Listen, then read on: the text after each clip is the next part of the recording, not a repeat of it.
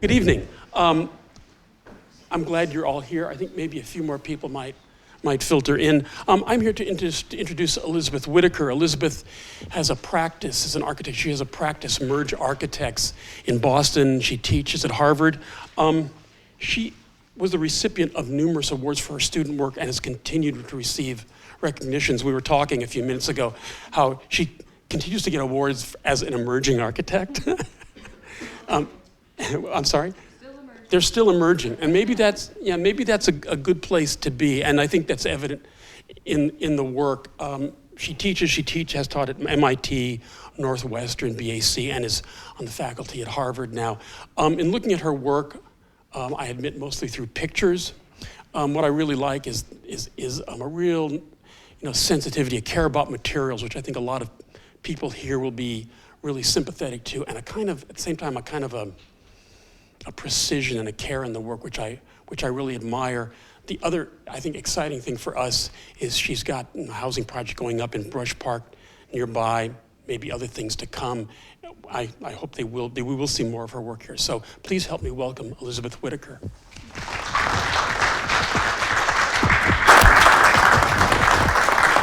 Thank you. Am I on? Okay, great. Well, thanks for having me. I love this room. I've said that like 10 times already. So I'm really excited to be here. I have gotten to know Detroit a bit in the last year and a half since I did get these projects with Brush Park, with Bedrock, and they've been amazing. And so I'm going to talk a little bit about that project. I'm also going to try and I'll watch the clock go not over an hour, right? Is that right? I have about an hour. And talk about just the practice and what we do and how we think. And I like to talk to students about the trajectory of a practice because we are still very much on that. And in no way have we emerged. I feel like we are still emerging.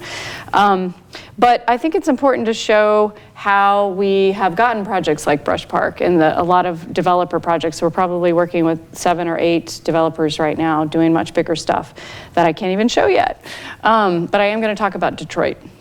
And so we are in Boston, just a little bit about where we are, because I think it's important to say that I am very much located in Boston, but we did open a satellite office last summer in Detroit, in the Chrysler House. It's a kind of a touchdown place for now. We're doing work randomly in various places outside of New England. We've been doing a lot of work in Panama City, Panama, over the last few years. Some walk-in health clinics. We're doing some schematics for a city in Southeast China that we worked on a year or so ago, and doing some work in Iowa, Martin Luther King Park and Innovation Center, and now Detroit. So the practice is starting to get out there. We're in the heart of this booming place, which reminds me of Detroit a bit, the Seaport area, which was more like this map, a lot of open space and promise, a bit of a blank canvas. It's now practically full figure ground. There have probably been 16 buildings that have gone up in the last 4 years in this area. And so we're right in the heart of it, which is right across a channel. Can you see my cursor? Yep, from downtown Boston. So we're right there. And here's a good aerial, and all of this has been developed. So we're surrounded by development and construction, and yet this is the history of Boston. So I usually show a couple of these just to help you understand the context with which I am building in for probably 75% of our projects, maybe more. And it's a really tricky city. Not only it's beautiful, it's very traditional, a lot of it, although we do have our master works from some amazing contemporary architects over the last 100 years. But it's a stronghold of tradition, and the city processes, stylistics aside, are very complicated and very challenging to build anything. The city is based in terms of zoning so that you have to ask for just about any project you need to build and go through a long approval processes with the city and the neighborhoods. So there's a lot of passion about this kind of architecture, and also, believe it or not, these very simple triple deckers, which are also everywhere, in Cambridge and Somerville and East Boston, where I'm building a lot right now. So I think that's a bit about where we work. Now I want to talk about what we do and how we do it and why we do it. So we've been really interested in crafts, and who isn't? I mean, we're all builders and makers. Walking around, this school reminds me of my undergrad, which was North Carolina State College of Design. I did my master's at the GSD, but my undergrad is so near and dear to my heart because it was such a mashup of making. It was an art school, textile design, landscape, and architecture. And so there was this kind of frenzy of young, raw talent abound. And I feel that when I'm walking through the corridor here with all these models. Some of the inspiration is not necessarily architecture for me, although of course it is. But I look at artists like Tadashi Kawamata and these sculptures that have come out of this work, which is about more of this, like, what can we make with these bare bone resources? Because a lot of our early projects were that, which I'll show you, go through some really small ones really fast and then get into some of the larger ones. But I think it's important to, and this is really great, this is Toshiko Haruchi making this beautiful spatial installation in place out of this textile design. So what we've had to do with a lot of our early projects is find what we call the core project. And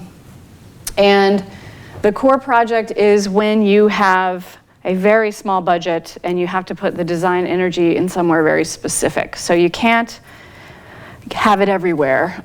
So we, in terms of where we actually put what we call the core project, which is maybe the piece in the project that is what we call the heart of the project. And so what we do is we try to find, like, some of these really early projects we thought of more as installations.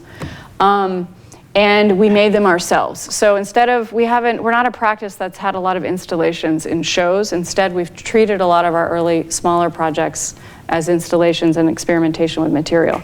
This was a small restaurant where we took this, the client asked for this abstracted mountain landscape. We weren't sure what that would be, but what we did is we took these cotton straps in 4 different widths, 1/2 inch, 3/4, 1 inch, and I think 1 1/4 inch, and wove this wall around plumbing pipe and gave him this kind of 2-roomed restaurant that was all about the abstracted landscape and the real landscape. We also look at fabrication, kind of we call it a low tech, sometimes higher tech, but high touch craft. This is a project that we designed for actually a couple of Harvard Business School guys that have a firm called Q-Ball. And they do all sorts of interesting things where they have been very successful and created, I think, a burger joint chain in Chicago. They wanted to, what they said, Starbuck the nail industry a few years ago, and now they have, I think, 20 of these. So they hired us to invent a prototype, let me see if I can go back, that they could deploy throughout the country. So this was an idea about how do we create an economical branding mechanism with these 4x8 sheets of plywood that we CNC cut these giant pegboards, left the imprint of hands and feet for their product, and then put it on a 2x4 framed wall and backlit it with Christmas lights. And what that allowed, it was super inexpensive, it was very unique to the product, and it allows them to translate this and scale it up or down to, like, a strip mall in the Midwest or wherever, which they're starting to do. So it also, just from the material, provided this opportunity for a second program at night. So they actually now, because it feels more like a nightclub, they rent it out for evening venues and they have a second source of revenue. So how can simple material ideas actually create new program opportunities, for example? So one thing leads to another. This is a small residential project where we took the same idea with the pegboard and we inserted over 42,000 wooden dowels at different depths to create this undulating surface to house the client's book collection. And so, this was during the recession when I just really wanted to make something. And this is one of the many projects that we've built by hand, which you can do when you have really small projects. It gets a little harder when you're starting to scale up in your work and how you bring that kind of sensibility to the larger projects with real budgets and sometimes union labor. So the another project, this was an orthodontist clinic. So we'll do we work with many different programs if we think we can get a project out of it. This was probably about a 3,000 square foot space. We had a GC that built it out. He did fine, but when we showed him the drawings for the wall, this curved wall, he said that's going to cost $250,000. I don't know how to build it. And so we asked if we could borrow his boom for a couple of weeks, and we built it for 25. So the way that we can kind of intervene into these projects and start to bring this spirit of the installation and the hands-on into the work is something that we've been really excited about. And I think that you'll see in a minute that level of interest and direct contact with the actual making of the pieces has informed some of our housing projects as well. So that's the kind of core project piece of it. The next one is this idea of social ecology or choreography. So we are really interested in how people use our spaces, and you know, every architect is, but we have been working with simple things like the proportions of a chair can change the dynamic of an entire space, which I'll show you in a second. But we're starting to work with bigger clients about this concept. And we're working with Google right now. We have been for the last couple of years on one of their expansion projects and really rethinking the workspace and the kind of details that go into it to inform different ways of working and a variety of working situations. So this next project is, the client was Lincoln Laboratory, and they're amazing. They have about 1 million square feet, a 1 million square foot facility outside of Boston. And they're an incredible company. They work with the US government, and they actually invent devices, drones. They invent new radar systems for the US military. But they have this super dry facility that's a double loaded corridor, engineers flanking it. And they've been collaborating with MIT for, I think, since the 50s on these projects called capstone projects, which are incredible. They work with the students, they invent really amazing things, and then if it gets legs, they take it out to the big guns out in Lexington and they put it into production. So what was happening is they were losing all their super genius students to Google at the time because they didn't have a really great space to work in. And a lab space is a tricky space to make fun and sexy and yet very pragmatic. So they hired us to design and build their satellite. It's called Beaverworks. It comes off of Skunkworks. And so they picked a spot that's right on the edge of MIT campus. And the charge was to create this 3-zone space that was extremely social, that would provide a place to rapid prototype and make these pieces and these experiments, but also to provide a social space and a seminar classroom space to make it completely transparent and yet be able to shut it down. So we looked at programming the wrapper of the space, but I would say the main components were these key millwork objects, which is a pod, this seating banquette, and this is thickened wall, programmed wall that was the zone between the social space and the seminar space. So this is a project that was really successful. The students love it. They're getting more hires after graduation, so we feel excited about that. And we're on our second space with them right now with the Aero Astro department, and hopefully the third very soon. So it's a prototype that's working that we have been trying to implement for them on different sites. But this was a great project where we worked with a union shop, very tight budget, very expensive construction per foot, and we really had no budget to do all the key pieces. So we actually built a lot of these components ourselves for the space, and we designed the lighting, and we built these in our office, and then collaborated with a really great millwork shop called Rad Lab on this giant pod, and we built it kind of 50-50 on site. So starting to scale up, still keeping the involvement in the projects and the site and the construction. This is a restaurant where we designed a series of benches on wheels that were just a couple inches lower and about 6 inches wider than a typical bench. But what that does, those simple metrics, provides this opportunity for people to sit back to back, which they do. and meet, and then reconfigure the space every night depending on the situation. So it's a very subtle detail. We're really in the weeds with these dimensions, as silly and modest as they seem, but they matter quite a bit. The space is like no other in Cambridge or Boston in terms of how it's used every night and reconfigured and how popular it's been. So I think that, just showing quickly a few of these interior projects hopefully will be a good setup for how we started to get into developer work, which was frankly a really big leap. And we've been working with developers now for about 7 years, I would say, 7 or 8 years, maybe 8 years, maybe longer. This was is a project in East Boston, which is right here, right across from the city. Amazing views, a working class neighborhood with a lot of those triple deckers everywhere. So not a lot of historical architecture as I think of it, like Beacon Hill, but very much the triple decker, which they surprisingly romanticize. But incredible views to the city, and it's really starting to boom in this area because it's one of the last frontiers that's still somewhat affordable.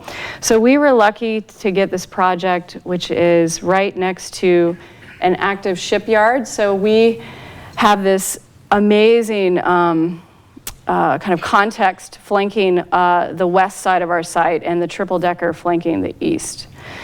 So there is probably, just FYI, a 6 or 7 months, sometimes longer, intense process with the neighborhood where you're meeting every month, showing them schemes, and a lot of opposition.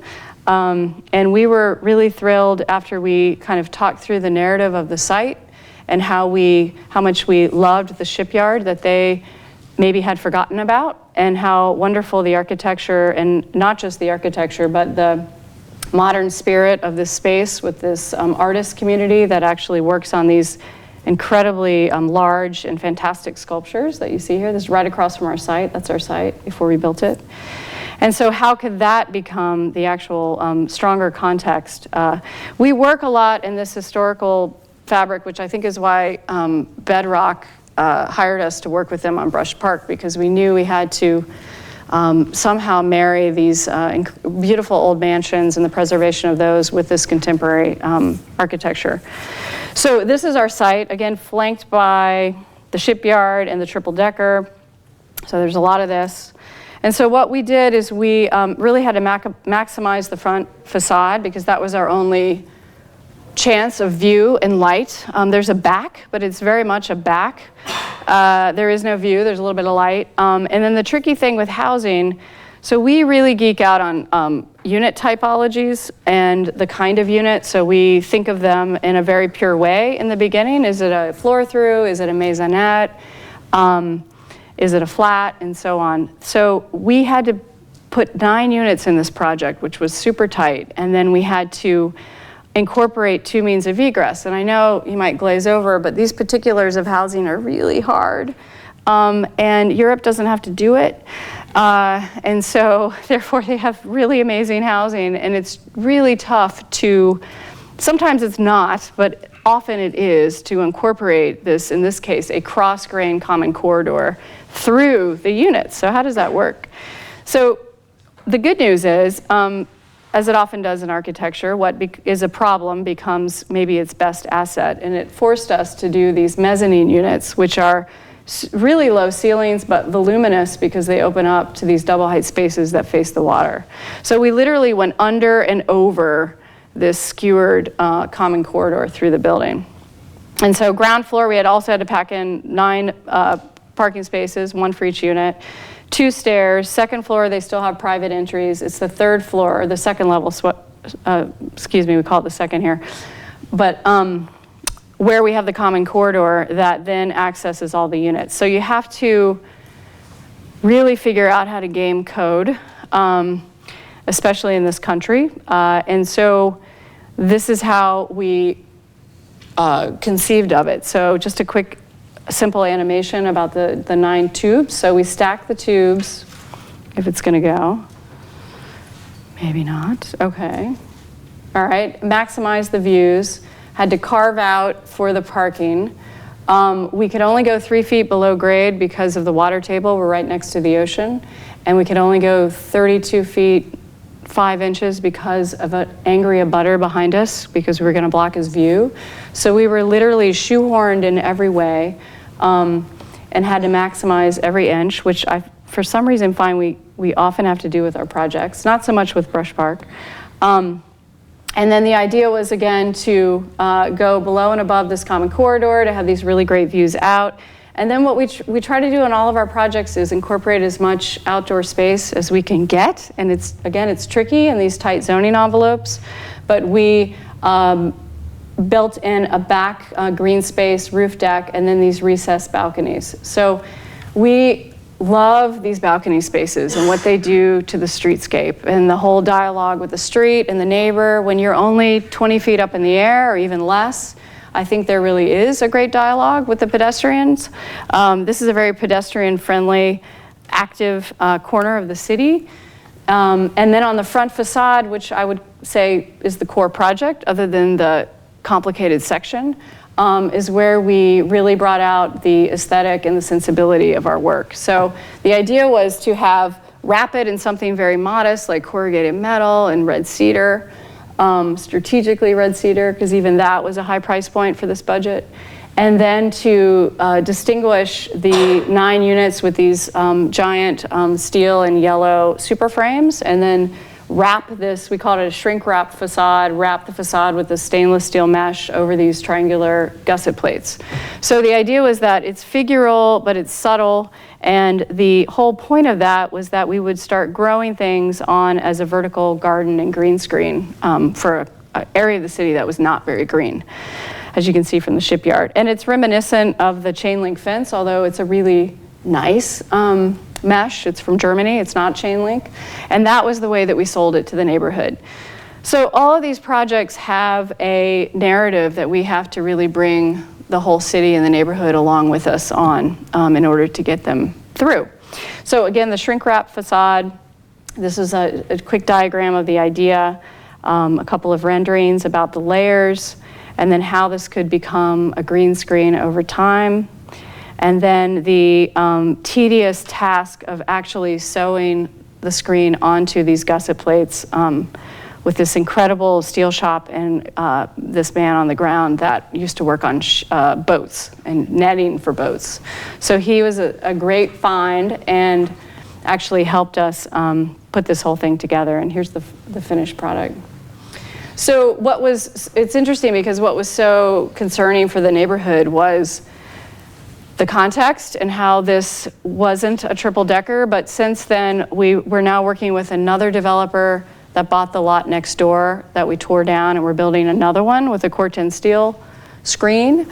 And then 2 doors down from that, we're doing a third project with that developer. So we're trying to create a new context for this pocket of the city through these projects. I'm just gonna show one tonight. And there's the balcony and its closeness to the street and its proximity to the shipyard. And then a few images of the interior. This is the unit that we thought would be so compromised. Actually, there's 4 of them. These became the best units because they have these mezzanine triple tier spatial conditions. And they open up to these double height living spaces and views out to the water. So we mix a lot of high-low. We will do really high custom components of our project and design them literally around IKEA or off-the-shelf cabinetry and so on. There's a view from the roof deck looking out to the city. And so, you know, we were working with these small storefront projects, and then we did a couple of housing projects. And so we were trying to bring in this interest and dialogue with the street, with multifamily housing, with the public and so on, into a single family house.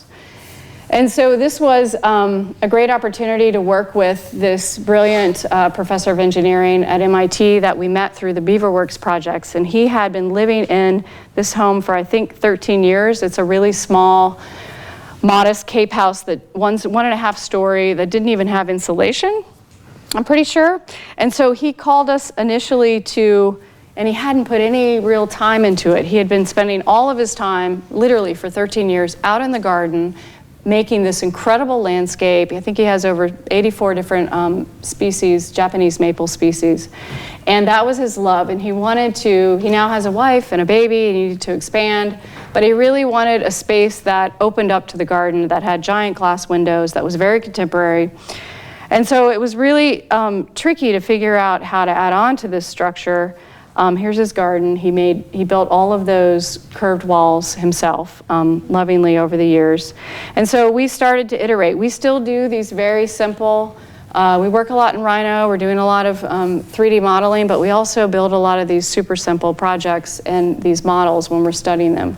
So we iterate, we tried to double the house, eat the house, build onto the house, take over the house, cut up the roof, how do we get light in, where would we have giant views? And really at the end of the day, it just got completely consumed, at least conceptually. And we started to think about, well, why don't we actually bring not just big windows, but bring the garden space into the house?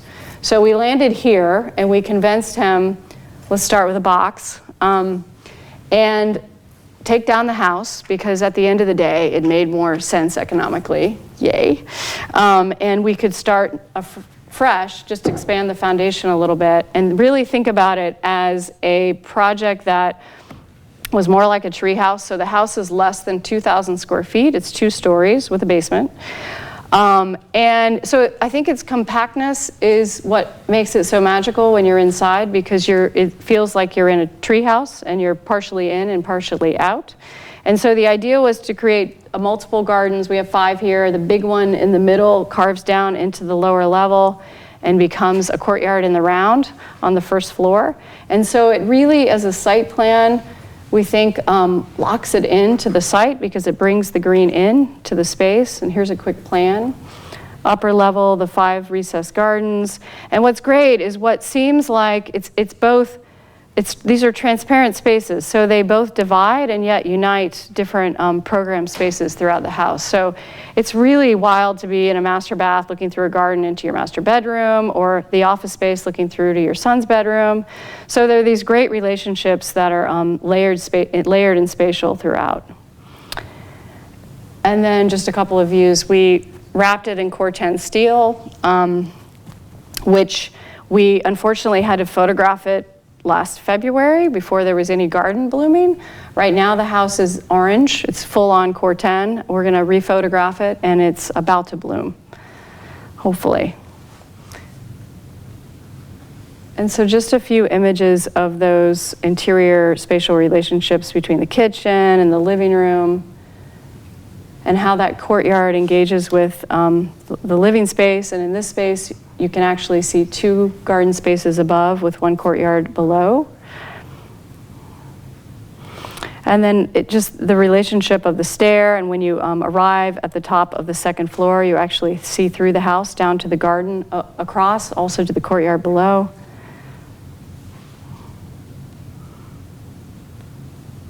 Okay. So all of that led us to Brush Park. So I showed him some other projects too when we interviewed, but I showed him some of those smaller projects, even though they seem irrelevant to the kind of work they were hiring us for. But I think it was important to explain how we think about material, how we've built these housing projects for very low prices per foot for Boston pricing, and how we think of these social spaces and pockets, the courtyard, the garden, the balcony, and how that might play out at a place like Brush Park, which is full of opportunity. So you know it, probably. That's it today, although they're starting to move dirt around. And the Bedrock was smart to hire a whole bunch of architects to work on it. So they didn't give it all to any one voice. You may know we're working with Loha out of LA. They are doing the big apartment buildings. Studio Dwell out of Chicago, HAA, they've been amazing. They're kind of running the whole landscape, urban planning, master planning, and they have several projects on the site as well. But Merge is engaged in these sites right here, right on Edmond Street. So I'm looking south, back to downtown. And so we were lucky enough to get the duplexes, which align Edmond Street, and then these 6 aggregates of carriage homes. So the white one's right here, and there are 2 more rows of it back here. So these are the LOHA projects in these 4 corners, like bookends. Studio Dwell is way back there and some on the side, and then HAA has a little bit everywhere. So that's the site plan. This was our scope, is our scope. I'm going to show you the carriage homes first. So the way I talked about it with Brush Park, with Bedrock, was an idea about how to marry the duplex typology with the carriage homes, because when we got the initial master plan, it's still parking, but there was a sea of parking, blank slate, sea of parking, and then this fantastic idea that HAA has and is now implementing for what they call the Muse, which is a big swath of green space that's going to cut right through north-south through the body of the blocks, which is great. So people will, in theory, filter through those that live here, those that may not, and it creates this wonderful social space already. So we thought, well, why don't we capitalize on that and not just provide parking, but how do we actually bring in smaller, more intimate garden spaces, private courtyards, semi-public courtyards, and so on. So really make this a happening inside the middle of the block. And then the carriage homes themselves are not a main street. They are along a created alley also in the middle of the block, running east-west. So there's a lot of intersection. And we wanted to think of that as a kind of a macro and a micro idea. So just showing you a cluster. So this is our full carriage home scope. We have 6 of these aggregates, and they're about 10 to 11 units each. Zooming in on one, what we did is very much like the house I just showed you in Lexington, Mass. Found a way to provide a courtyard as a kind of linchpin, kind of a void linchpin between each pair of units. So that, that was, everybody got excited about that in diagram, and then we were like, well, how's this going to work in terms of privacy and so on? So one unit owns the courtyard and has access to it with transparent windows. The other unit doesn't own it, does not have access, and it will have translucent glass. So they get the borrowed light from the courtyard, but not the access to it. And so, of course, those units will have a different price point. But the idea is that there is this mirrored relationship around these courtyards of these unit types. We created probably 3 different unit types and then a variation on 2, so 5 total. So it's not a copy-paste kind of housing project. We try to avoid that. We try to find economical ways to repeat enough that there's an economy of scale, but to make a variety of options and spatial and layout conditions for the buyers. And so just a couple of early images and schematics about what you would see. These are really tight in a cool way. So they're very narrow, they're somewhat long, and yet they are full of light and these glimpses of exterior through this courtyard condition.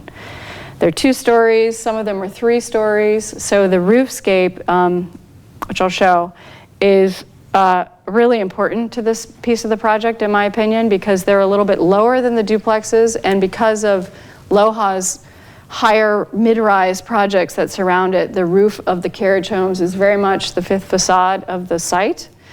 And so you hear about the 5th facade with the roof, but this is literally a roofscape that will be viewed from all of the outdoor spaces and all the apartments from the 4 corner buildings. So, and with the undulating roof that we designed in this project, it allows for these really nice double height, 1.5 story height interior spaces. So here's a unit that looks into and owns the courtyard space next to it.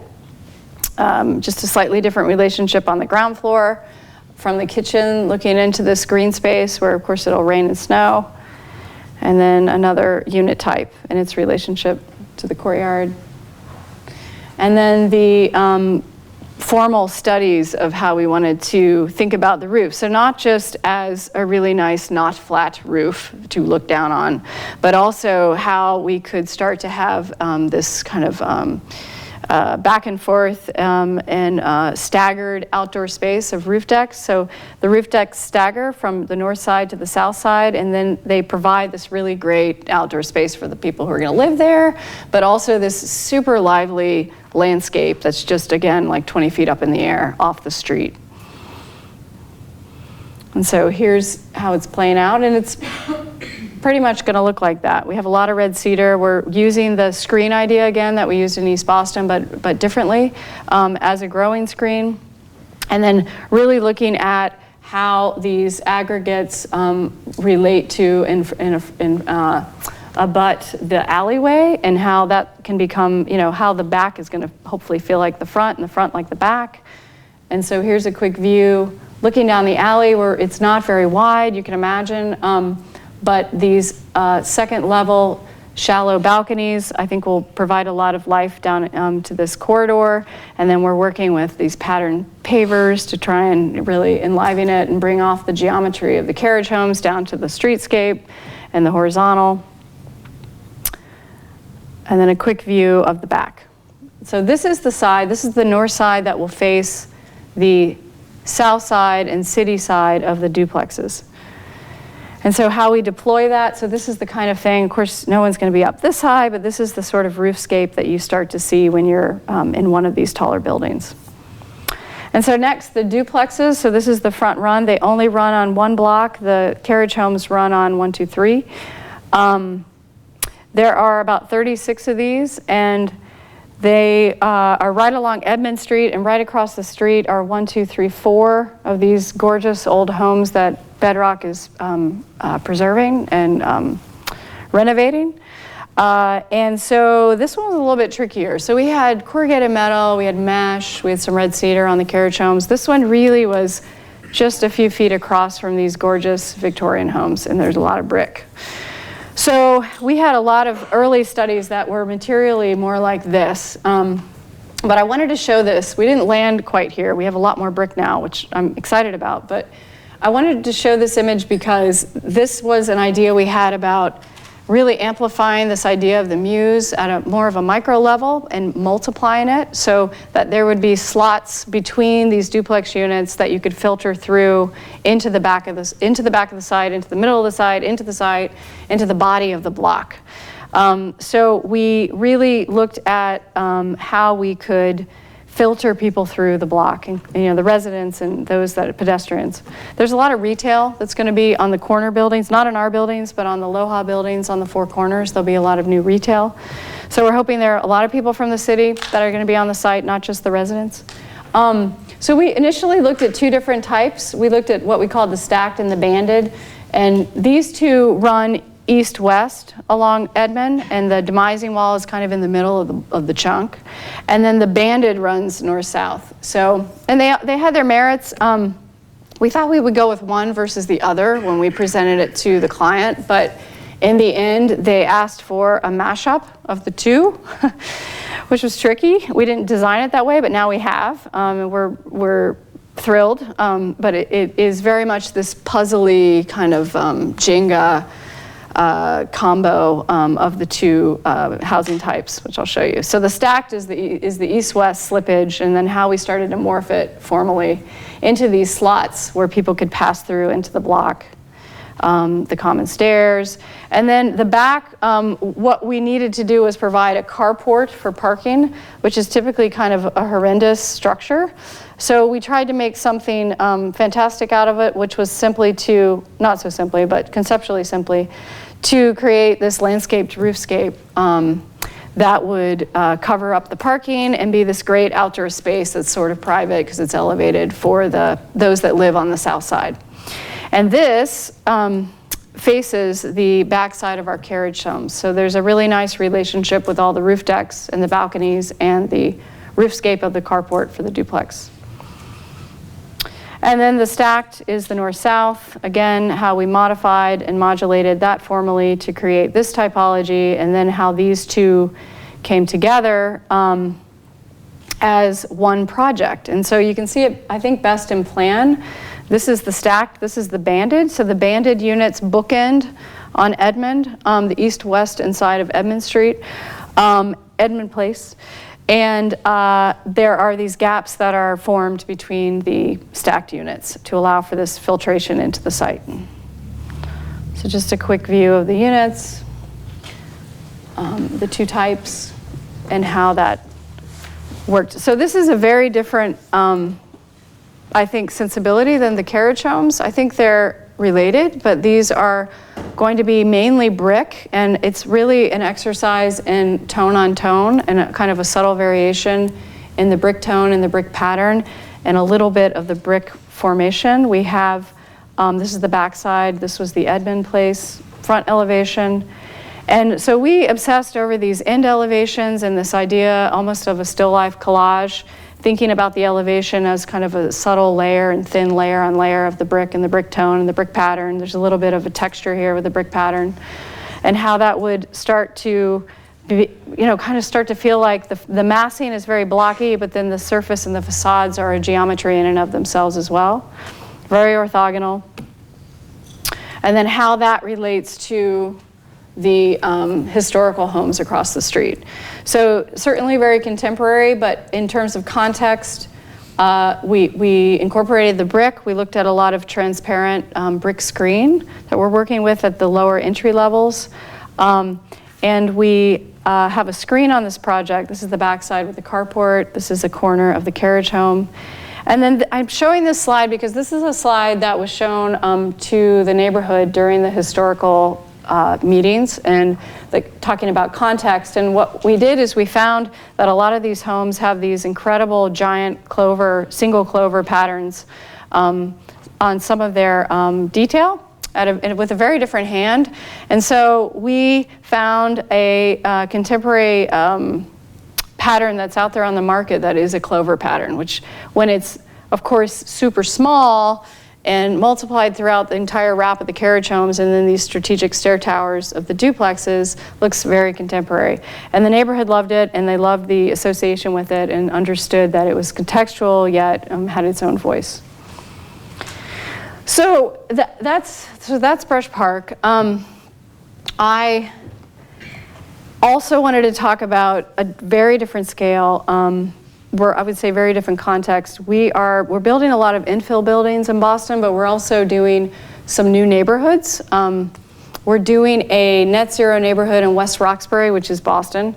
And it's an area in the city that is quite affluent, quite protective of their context, which is quite traditional. A lot of gable roof single family homes, not really any multifamily. And also very protective of this green space that was right on the back edge of our site called Allendale Woods, which is gorgeous and big.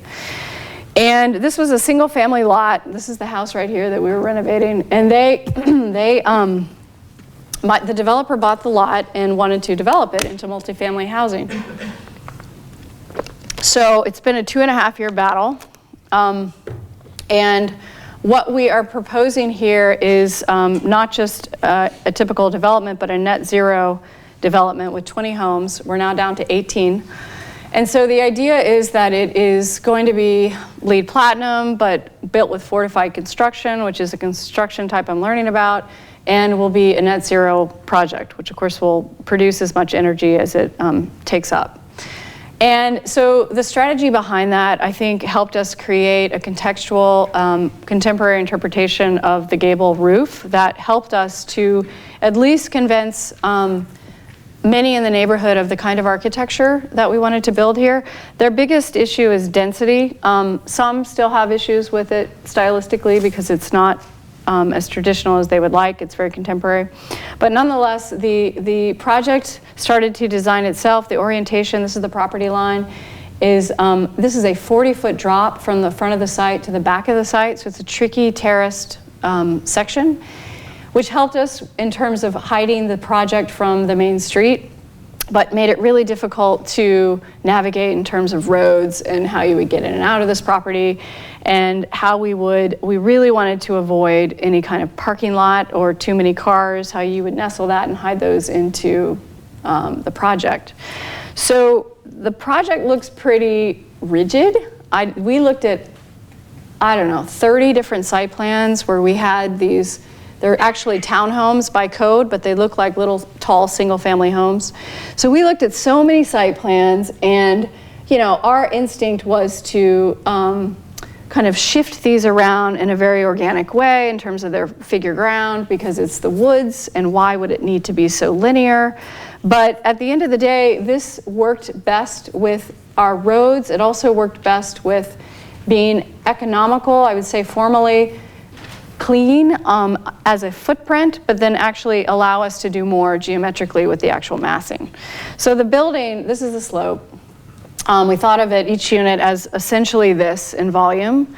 But then it's great because the site does not face due south, and the roof slope for the PV array to achieve the net zero needs to face due south.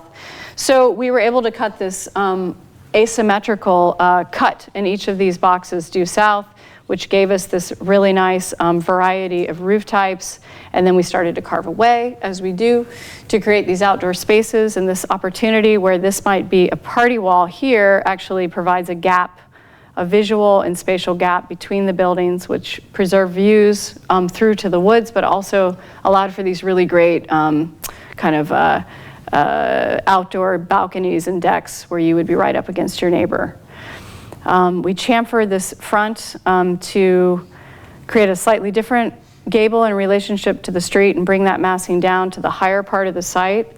And then, nestled these into the site where we found a way to bury the parking under these houses and out of sight, which is great. And so again, just the simple cut, and how that affected the form making of all of these homes, and how we then talked about it with the neighbors in the city. And so this diagram was shown quite a bit, and it helped us get here, which is very different from the context of the neighborhood, but as we brought them through the narrative of the project and how we were thinking about it, it started to make sense to them. So just showing how when you start to abut and mirror these townhomes with these built-in recesses on the second floor, because the parking's below, then you get these double wide, single wide gaps through the project out through down to the woods. We have to work with neighborhoods that will talk 4 months about the Bay. And our interpretation, this was again after months and months of negotiations with the neighborhood, and how we really obsessed over this idea of what a bay is. And so we came up with this idea of an inverted bay, which would allow for these benches and seats on the street that provided kind of a second and doubling of the stoop, which we all know is kind of the best social space in a city, is the front stoop. And so that allowed us and helped us to convince them to let us build something like this in their neighborhood, which was full of the bow bay, the classic bow bay detail. And then as we're doing these projects, we're back to doing these really tight infill projects. And so for us, I showed a couple of these because I think for me, they relate very much back to the kind of projects we did early in the practice, like the peg wall, and our obsession with this kind of texture in the core project. So this is only 27 feet wide, it's 5 stories high, and we're working for the first time with GFRC. And so far so good. We haven't built it yet, but it's going into construction in about a week. This is another multifamily housing project with a developer neighboring a very historical building. So the way that we talked about this project with the city was how these datums would actually align with the trim work and some of these markers on this historical building. And somehow after, I think, wearing them down after months and months of presentations, they agreed to it and we finally got it through. But this is, I probably had 30 diagrams, and I would have to meet with the Boston Redevelopment Authority and move things 3 inches here and 2 inches there to get them to finally agree that this was something that they felt would be appropriate next to this beloved historical structure. And then one quick project that I can't say too much about, but we're building a small boutique hotel in downtown Boston, also working with GFRC and trying to create the project in the project with this facade, and which is actually shaped as this idea of these kind of concave, almost like flute-like figures that will then describe these sleeping pods behind. So there are multiple beds stacked behind the facade. There are 150 beds, and it's only 7 stories tall and 27 feet wide. So a really tight site. So this is a project that is much larger, and how we are trying to really think about how you engage with the city as a new way of actually weaving through the city blocks. Brush Park has the Muse. We were thinking about a kind of a slightly different version of that, where you would have these larger courtyard spaces that would interlink throughout the city blocks. We focused on this one building that is a structure that's going to have single studio spaces, 1 bedroom, 2 bedroom, and 3 bedrooms, so very much a variety of user types and occupants and dwellers. This is a plan of how the relationship with the site and how you could actually walk through the project and create these kind of gardens and parks, mini parks off of the main streets, and that would actually weave through these multifamily and retail spaces, mixed-use buildings. So typical unit plan, we looked at a way to develop a module, a kind of prefab that we could dress up and add on to on certain facades. We chose to create balconies and overhangs. We chose the south-facing facade, which is this one, because we thought it was the most social demographic, which is the one bed, and that this is an unfolded elevation showing, it's just a small piece of it. So the rest of the wrapper would be super taut, like a traditional housing facade, but this one would crank and would have this extended detail onto the prefab unit box, and then that would create this opportunity for these diagonal outdoor spaces in relationship to the occupants, and how that would be the kind of social facade in the south facing with the shade. And then last, how am I doing? So last project I'm going to show is a schematic we've been doing for a city in Southeast China. So these cities, I don't know if anybody's been there to China, but they have all this enormous growth that you know of, but right next to it, literally 30 feet away from a 300-story super mod expensive tower, is what they call an urban village. And these urban villages are basically these wonderful low-rise communities that have been a little bit forgotten and have not been kept up over the years. And you can walk through and see chickens getting slaughtered, a kind of makeshift barber shop, flower stand, and so it's full of life. And I was in China about 2 years ago and gave a series of talks, which I thought of this work, which seems so tiny in the context of what they're doing, and I thought they're never going to be interested in this. And they were so excited about these ideas about small courtyards and these outdoor spaces. And so they brought me in to do this schematic of a complete renovation of one of these urban village areas, which is in the middle of the city. So, which is great. So the really great thing about it is they're interventions. The idea was they're interventions. There are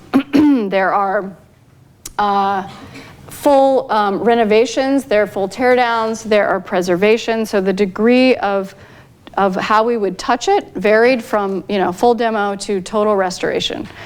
So we looked at initially this main intersection, which is in yellow, and a few buildings along the way. Part of the problem was the main intersection, like the heart of it. So buildings along the way and then the cross.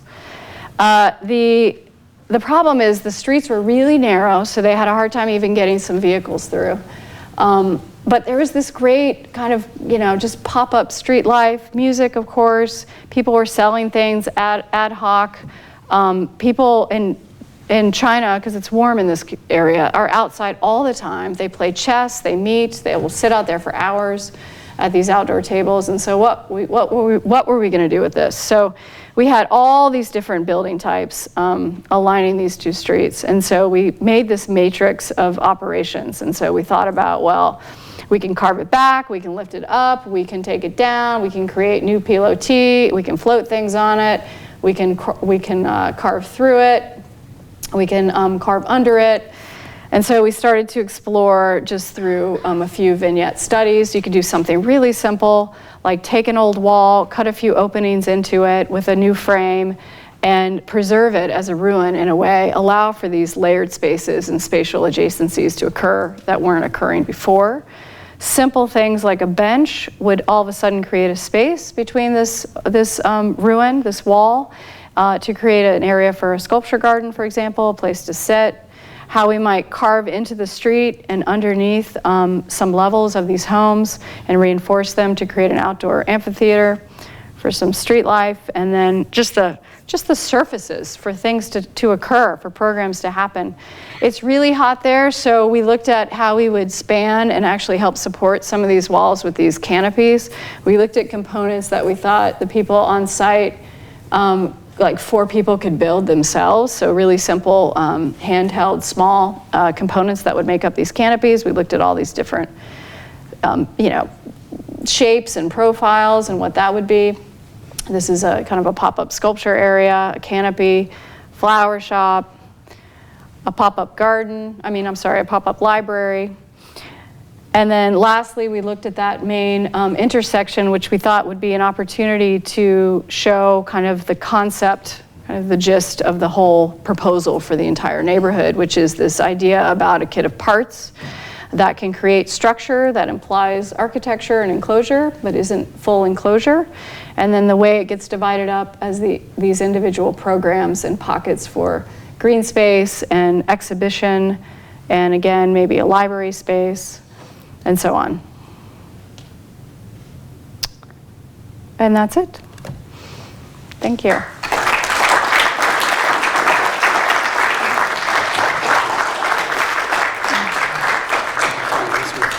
Yes, of course. Questions? Questions? I was just kind of curious because you had mentioned how you get so much resistance from the people of Boston for like producing new ideas. Kind of, how would you, for beginning students who are just kind of in the world of architecture, how would, what's like one bit of advice you'd give to someone who's handling a situation where you're getting like so much opposition to ideas? Yeah, so stay calm. Try not to sound condescending when sometimes things that were said to you are ridiculous and contradictory from 2 sides of the room that are ganging up and they're asking for 2 things that cannot happen. If one happens, the other can't, that sort of thing. So you have to be sincere, like really sincere. So you have to get in that mindset where you mean it, what you're saying, because you do. Because it's their neighborhood, it's not your neighborhood, right? And so I respect that. I don't want them to hate my building. And I say that a lot. I'm like, I don't want you to hate my building, but we want to build something meaningful here. We're not here to build another triple decker, no offense. We're here to do something else. And so the problems are vast. So it might be about the way it looks, because it looks weird, okay? But it surprisingly often isn't always about that. It's often about density, and depending on what neighborhood you're in, what they think is reasonable and isn't. So all these parcels are zoned like FAR1, which is a floor area ratio, which means if your site is 10,000 square feet, you can only build 10,000 square feet if it's FAR1. If it's FAR2, you can build 20,000 square feet and so on. So there are parts of the city that are going 4 times the FAR or 10 times. We'll go in at a 1.0 FAR and we'll ask for 1.4, and they will practically throw me out of the room. They're like, how could you possibly ask for more? I'm like, have you not been reading the paper for the last 8 years that the entire city is booming and everybody's asking for more FAR? So we try to be considerate, and actually we are almost too honest with what we go in for. We ask for what we need.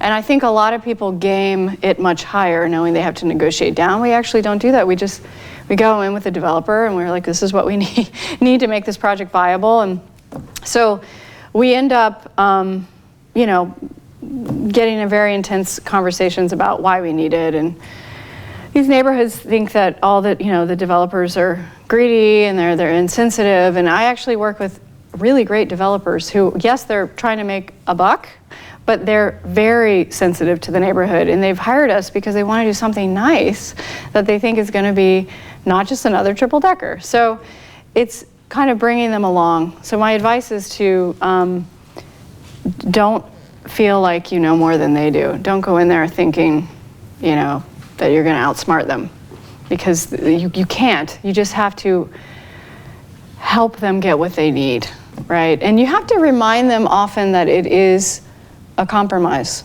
So sometimes they will ask for everything. and they won't give anything in the first few meetings. And then slowly you kind of come together. So, Thank you. yeah. Any more? What does the business side of your practice look like? A mess.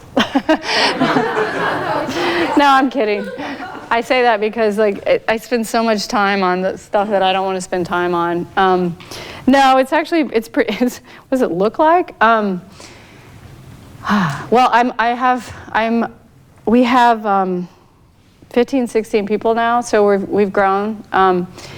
And so it's bigger, and we're becoming much more formal in terms of how we, not as formal as we need to be in terms of how we work in-house, right? Because there's been very little hierarchy. We are all in there. It's very collaborative. It can be great in that way, but as we get more and more projects, it's becoming, we need to, we definitely have more of a hierarchy in the office than we used to. We have a lot of senior people now, a lot of junior people, I can say that. Before it was sort of like, everybody's there, they're great, let's get it done. So, that's the business side. In terms of business, so I don't do a lot of marketing. I need to, I forget, and I get busy and, all that. And I did just hire my first admin person about a year plus ago. Maybe it's a year and a half ago now. She's great. She's the head of business development, marketing, and office management. She has a very long title. She's reminded me lately is too much for one person. So I didn't think she'd have enough to do in a week full time, but I need like 3 of her now. So we're working on that business side, as you say. We do submit for awards. That's part of our business side in terms of growing and getting exposure. Yeah. I'm not sure what you mean by that question. The business side is very much a growing practice. We're moving our office in like 6 weeks to a space that's 4 times the size.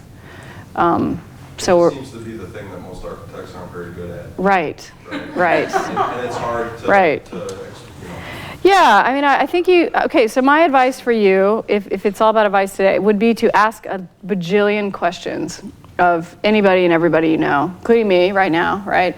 But I will often go to lunch with architects in Boston that are older than I am because they know more and they're so generous with their time and expertise and say, what do you do when this happens? Or, what do you know that I don't know, which is a lot. And you have to be savvy and you have to be, let's see, I wouldn't say aggressive, but you have to be firm in order to get paid. And you learn that the hard way when you don't get paid. So it just takes time, I think. But it's a balance between getting paid and not becoming hysterical about not getting paid. So, and you got to be careful with your clients because we've been lucky for the last 6, 7, 8 years, but the first 5 years I had to chase everything, everything, every check, everything. And that is not a fun place to be. But now I have a better clientele, I think, and they're grown-ups, and I'm grown up a little bit more, not a lot. So it's better than it was, but it's still, business side's hard. Ask questions. Get a good lawyer. Really good lawyer. Don't call him too often, because he'll charge you. Okay. There were 2 aspects of your presentation that really struck me related to what we try to impress upon our students, which one is diagramming and another is iteration. Mm-hmm.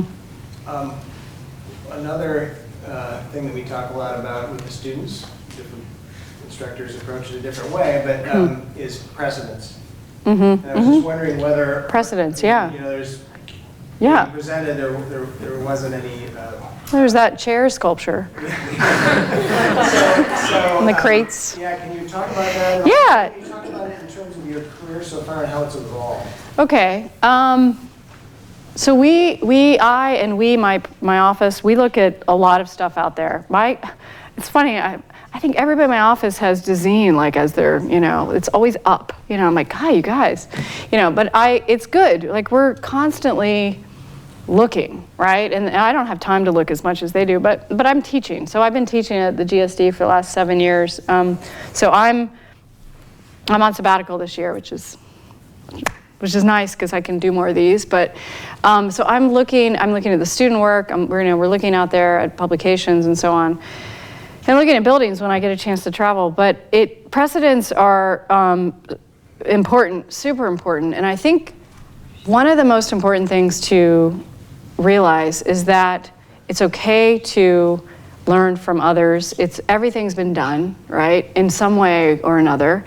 You want to, your mind is full of things that sometimes you're conscious of, sometimes you're not. Just make stuff, right? And feed your brain with as much imagery, ideas, and discussion about architecture as you possibly can, and something great will come out of it.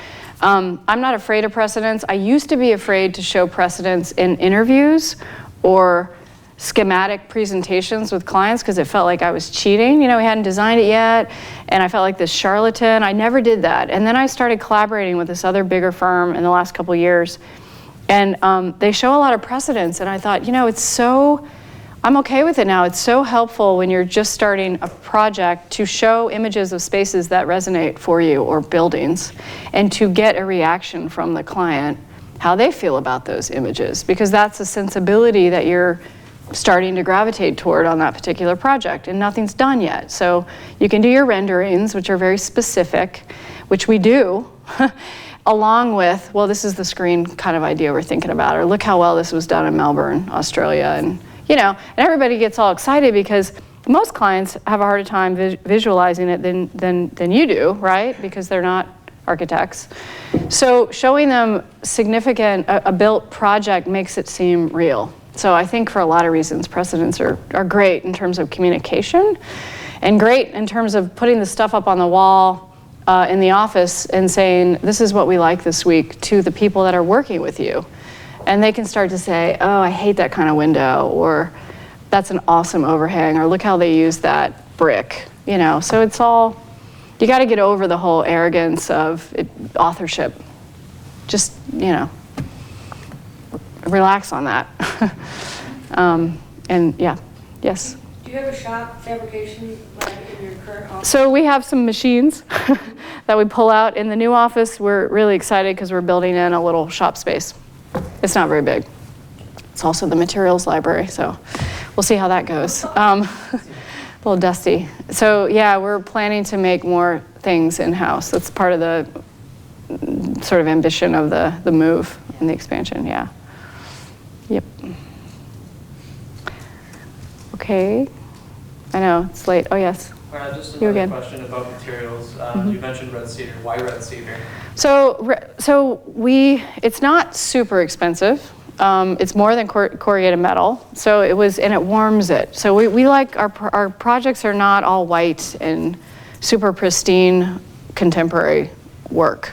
We try to incorporate color when we can. A lot of yellow. We just like it. And a warmth of wood. So we try to mix these materials, the metal, the mesh, the wood. It's just, I don't know. I've been using red cedar on a lot of projects, and if they treat it right, it weathers really well. It's good for the Northeast. It's good for Detroit. We have some on the carriage homes as well. And it's readily available. It's easy, and it always looks good. It always feels nice on a multifamily project. It's a nice residential scale. Yeah. Okay. Anybody else? Okay. Thank you.